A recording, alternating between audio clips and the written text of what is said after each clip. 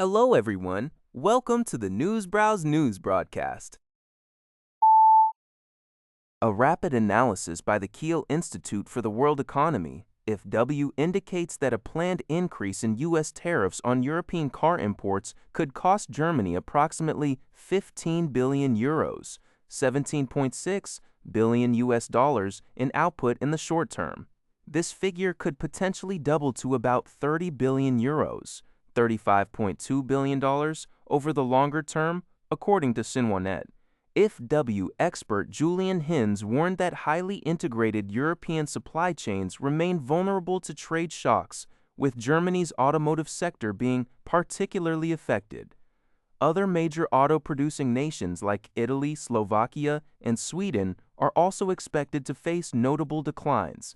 U.S. President Donald Trump on Friday threatened to raise tariffs on cars and trucks imported from the European Union to 25% starting next week. Hildegard Müller, president of the German Association of the Automotive Industry, VDA, criticized the potential move, emphasizing that it would place a serious burden on transatlantic relations and negatively impact U.S. consumers, urging a return to trade talks. The Asian Development Bank ADB annual meeting, comprising 69 member countries and regions from Asia and the Pacific, is set to commence on May 3rd for 4 days in Samarkand, Uzbekistan, GG Press reports. Japanese Finance Minister Seikato Osabe by the Soldrumakers, a Hart Bar, Japanese Finance Minister Satsuki Katayama will attend. Key discussions during the series of meetings are expected to include countermeasures for the regional economy's downturn stemming from tensions in the Middle East, as well as strengthening the supply networks for critical minerals. The ASEAN Plus 3, Japan, China, South Korea, finance ministers, and central bank governors meeting will also be held on May 3rd, with Bank of Japan Deputy Governor Ryozo Himeno in attendance. Given Asia's high dependence on the Middle East for oil and gas, efforts for stable energy supply, including securing alternative sources, will be debated. Additionally, Japan plans to re-emphasize a $10 billion, approximately 1.6 trillion yen, financial assistance framework to Asian nations for energy and material procurement. A meeting between Japan and Pacific Island countries' finance ministers will take place on May 4th, the third such event aimed at strengthening ties in response to China's growing influence.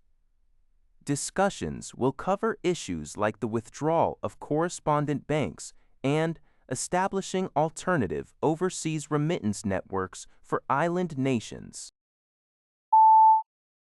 The weekly Pacific Business Brief from RNZ covers significant economic developments across the region.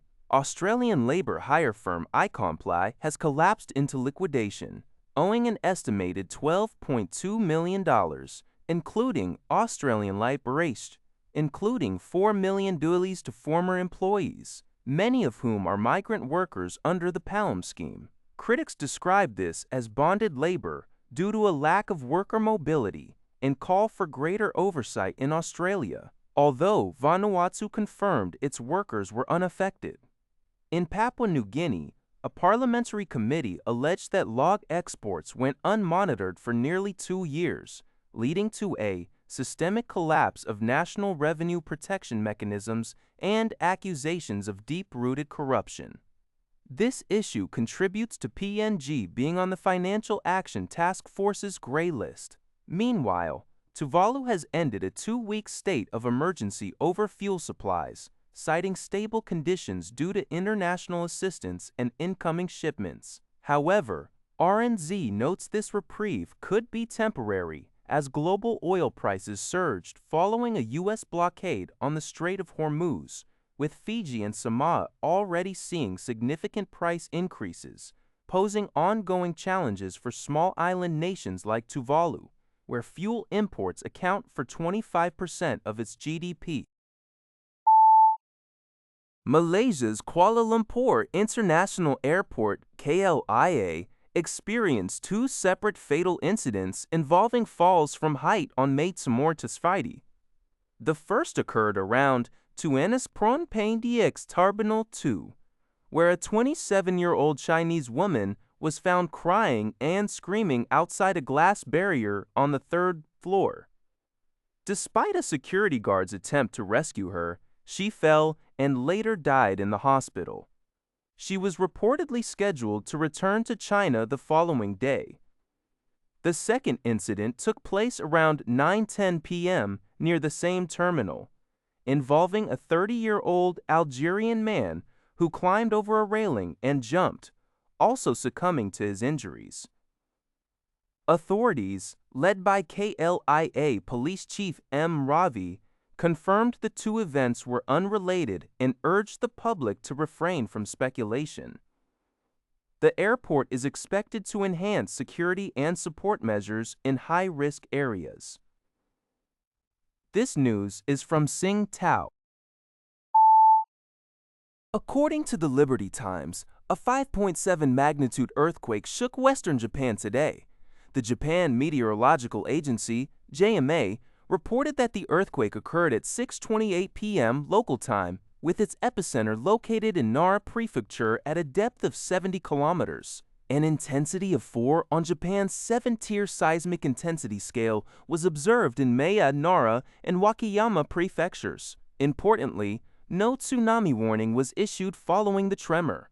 The report, citing Kyodo News, emphasized that despite the significant magnitude, the deep epicenter and moderate intensity in affected areas meant a low risk of tsunami.